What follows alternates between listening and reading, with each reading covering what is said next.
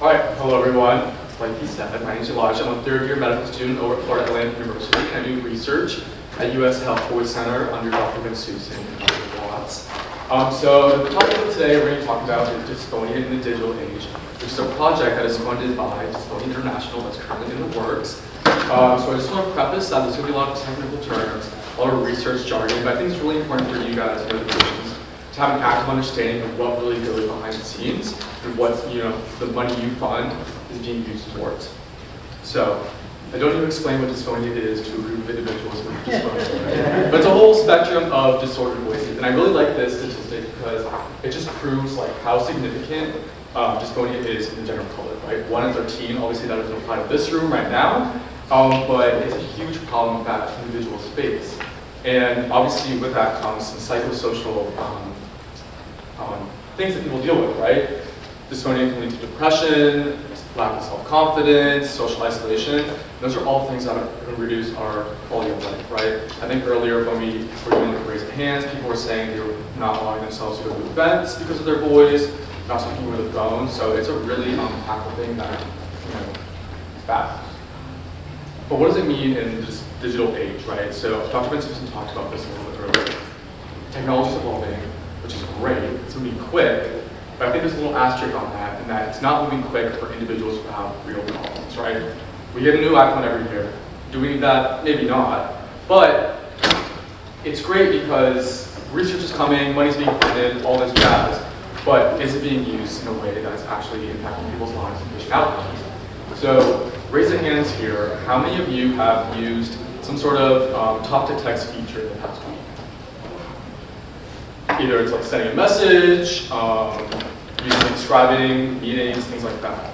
Okay, and then how many times, like for those who raised your hands, did it not register your voice? It transcribed you inaccurately. It just didn't work, right? So that kind of leads us into this idea of an automatic speech recognition. And this is what all these technologies use, these talk-to-text features. And we're going to call it ASR for the rest of the topic.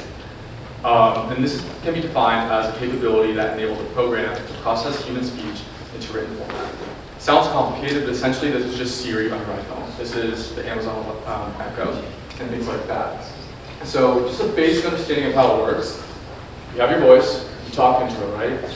There's some magic and data and things all like that. It enhances it, it extracts different features, whether it's acoustic, which is the sound features, or aerodynamic, which is measures from air. And then it gets output as text, which then can be read aloud on the system. And so, how do we use ASR, these machines, every single day? Setting a timer, a series of a timer for 15 minutes, calling a friend, scribing notes or a meeting. Personally, I have hospital rotations next week, and during our orientation, we got an app on our phone that allows us to talk into it, and then it puts all the words I've said onto the note, which is super convenient for me, but also I don't have a responsive voice, so I don't struggle with that. As well as interacting over the phone, calling the bank, customer service. If they don't have, press 1 to get to a customer service representative. You have to tell them now, hey, what's your problem? And you have to say, lost package or whatever, you know what I mean? Yeah. But there's not a lot of data on these ASR systems when it comes to dysphonic voices. And a little data that exists does show that these ASR systems, the Siri, the Amazon Echo, things like that, perform worse. So it's kind of discriminatory against individuals who have dysphonic voices, right? We're seeing poor performance and poor accuracy.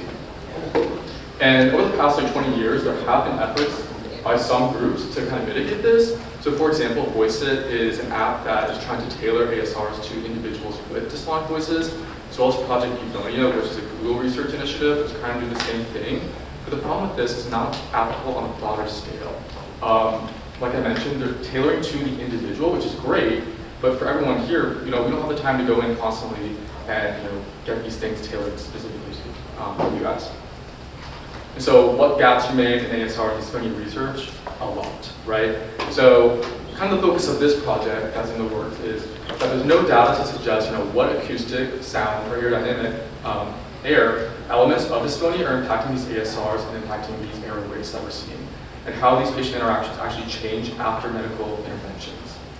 And so this brings me to someone we just saw, Dr. Bensoussan and Dr. Watts, who unfortunately couldn't be here today because she just had a baby, so I'm presenting on her behalf. But over at USF Health Voice Center, we're doing a whole lot of research, and one of the projects we're undergoing right now is Dysphonia in the digital age. So this is funded by Dysphonia International, like I mentioned, and there's 3 primary research objectives we have. 1, to determine the thresholds for acoustic and aerodynamic measures of the voice, which determine error rates for ASR in systems. So essentially, what in our voice is causing these ASR systems not to be responsive? So is it, the pitch? Is it, the breathiness? What is it in the voice? 2, determine the impact of quality of life for end users with dysphonia interacting with ASR systems. And then 3, potentially piloting the use of ASR systems as a treatment outcome measure for patients undergoing treatment for dysphonia, right? So could this potentially be an assessment tool in clinic where we get your baseline with an ASR, you do medical intervention, and then we get your post-intervention ASR reading, and we see if there really is a benefit with that treatment method. And so this is kind of where we get into a little more behind the scenes of what this project how it's going to be worked through. So population, individuals with dysphonia, specifically spasmodic dysphonia, vocal cord paralysis, and tremor, and as well as healthy controls, right? We want something to compare to the norm and really understand what the differences are. And so essentially, long story short, how it's going to work is participants will be prompted to input their voice samples based on a protocol that they will follow pre-intervention and post-medical intervention. These medical interventions can include Botox, which we talked a lot about today, filler, as well as surgical interventions as well. And so, a lot of funky words up here, but these are all the measures that we're trying to obtain from the acoustic assessment. So jitter, shimmer, maximum phonation time, which many of you have probably done in the clinic, hold out that sound, airflow during voice, as well as percent accuracy of talk to text. And all this is just detecting different markers in your voice, basically. And then secondary outcomes, how it's actually impacting your quality of life, right? Because that's what matters at the end of the day. So the voice handicap index, pre and post intervention, which I think Darla talked about a little bit before, do I feel like my voice is handicapping me? Do I feel upset with my voice?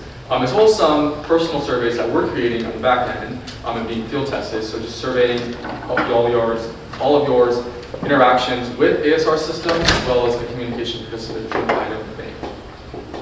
So that whole big table I showed of those acoustic measures, we're going to measure 2 ways, with the phonatory aerodynamic system, or PAS, and the computerized speech lab, the CSL. And so the one on the left is going to be testing more of the aerodynamic measures, so you can see it kind of fits like the mask, and it'll be checking that. And then on the right is the computerized speech lab, which you have a microphone, and you speak into it, and that's where we're obtaining our acoustic measures. And then the 4 ASR devices that we're going to be using additionally are the Apple HomePod, which is Siri, Amazon Echo, which is Alexa, Microsoft Invoke, Cortana, and Google Home Speaker, which is Google Assistant. And I'm sure all of you have used this at home or every single day of your life. So it's 2 assessment tools with 4 different ASR systems. So there's a lot of data we're going to be taking from all these technologies.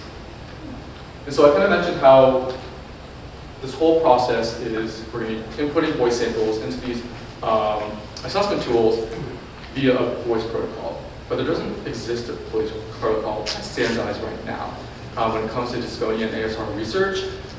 When we look at the research that does exist on ASR and dysphonia, it varies a lot. So some individuals in some studies, when they're asked to input voice samples, they're doing those validated passages that you read in clinic, right? The rainbow passage, the KP sentences, a lot of the ones you guys are already familiar with. On the other end of the spectrum, people are using the most common like Siri commands or Amazon Alexa commands for like 2022. So set a timer for 15 minutes, call mom, show me directions to home, things like that. So there's just a lot of variability when it comes to the data and interpreting it and applying it to your guys' life. So we talk about the goals, creating this voice protocol that can be standardized and hopefully be used in future ASR and dysphonic research.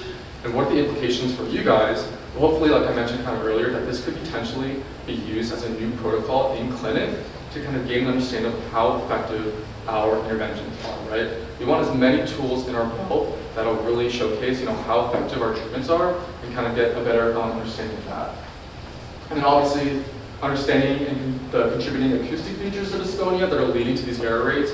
So what specifically in a dysphonic voice is impacting this inaccuracy in transcription from the ASR. And then lastly, just to bring more awareness to the industry, right? So we're trying to partner with these tech companies to improve dysphonia, but on the back end, they don't understand the acoustic features that are actually causing these error rates. What good is it, right? So we want to be able to see what actual acoustic features in our voice, individuals with dysphonia, are affecting these ASR systems in order to promote their own technology, but also to be more inclusive. So not even in the clinic setting you're using it, but at home you're not struggling with being understood by technology.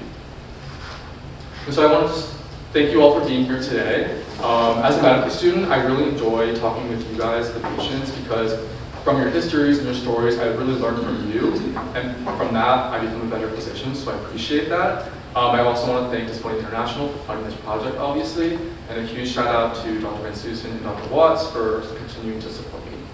Thank you.